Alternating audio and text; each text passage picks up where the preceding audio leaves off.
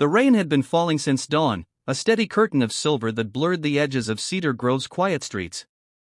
Officer Sarah Martinez sat in her patrol car, watching the droplets race each other down the windshield, her fingers curled around a paper cup of coffee gone lukewarm.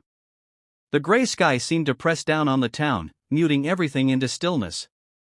She was on her third shift in a row, the kind of week where each day bled into the next, and the exhaustion wasn't just in her body, it had settled into her bones. Beside her, Rex, her German Shepherd partner, sat upright in the passenger seat, his gaze fixed on the world outside. His fur was a deep mix of black and tan, his ears sharp and alert, his eyes carrying a strange, quiet intelligence that Sarah had noticed from the very first day they were paired. 6 months they had been together now. 6 months of learning each other's rhythms, of trusting instincts over procedure, of silent communication that didn't need words.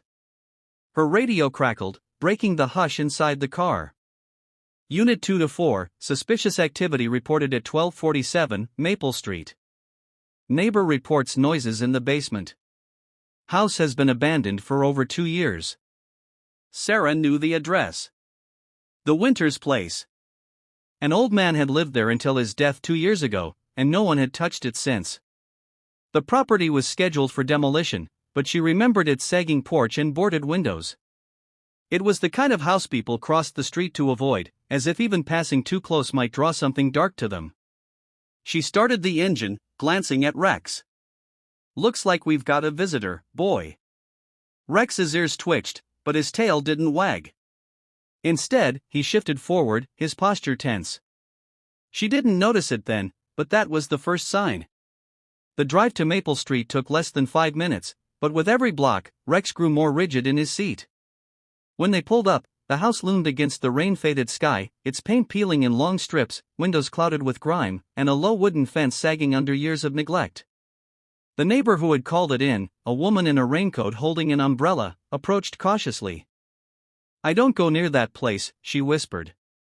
"But last night, I swear I heard crying. Soft. Like a child." Sarah glanced at the boarded windows. The thought of children anywhere near this house was unsettling.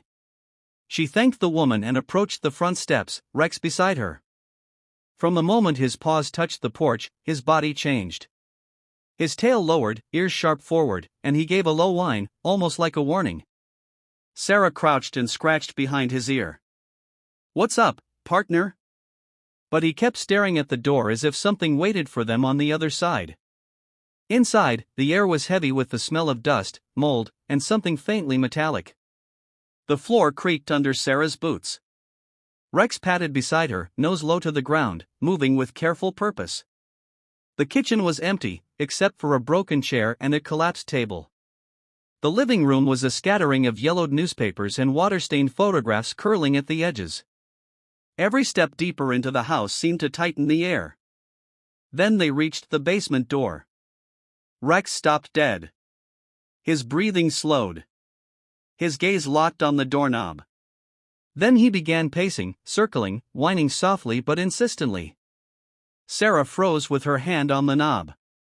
This wasn't curiosity, this was instinct. She had learned in 6 months to trust that more than anything. She pulled her radio. "Dispatch, Unit 2 to 4. Requesting backup at 1247 Maple Street. Possible hazard in basement." 15 minutes later, Detective Mike Chen and Officer Jamie Rodriguez arrived. Rex hadn't moved from the basement door. The three of them descended the narrow wooden stairs, the sound of groaning wood beneath their feet echoing in the dark. The air down there was colder, thicker.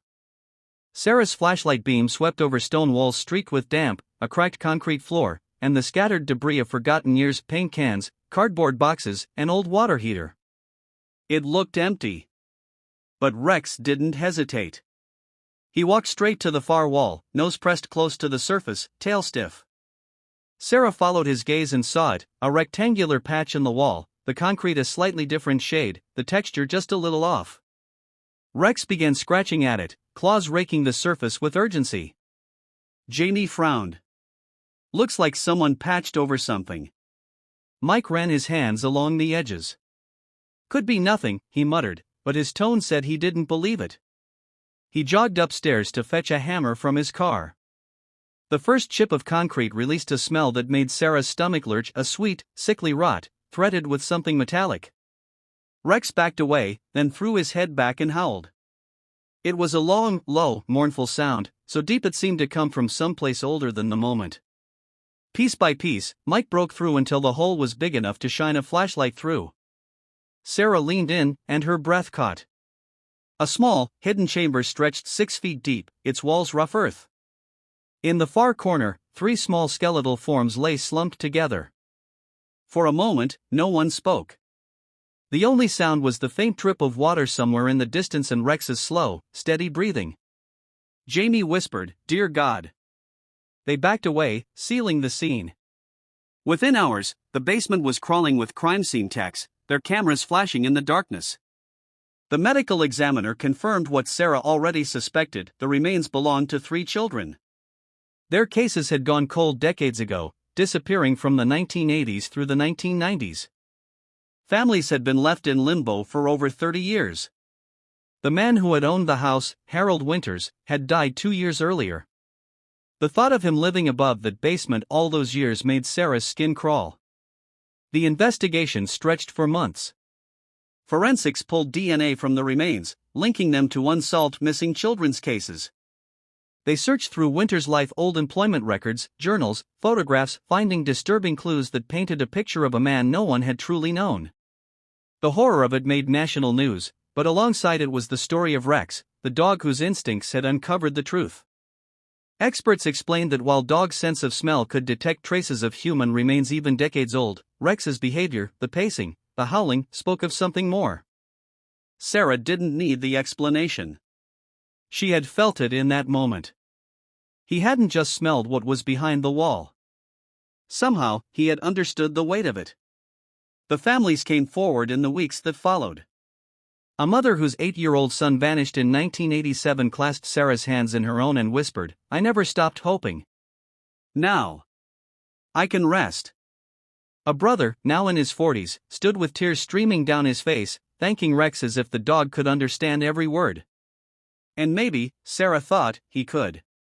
At the memorial service, 3 young trees were planted where the house once stood.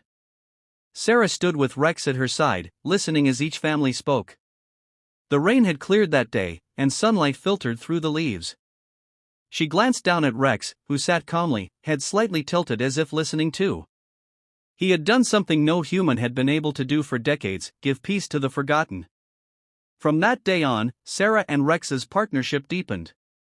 They worked other cases, drug busts, missing persons, even search and rescue missions after storms, but Maple Street was the one that stayed with her. Sometimes, late at night, she would think about that basement, about how ordinary it had looked until Rex showed her otherwise. She knew now that their work wasn't just about enforcing laws. It was about being willing to look into the darkness and find what was hidden there. And it was about trust, the kind that didn't need words, the kind that ran deeper than species.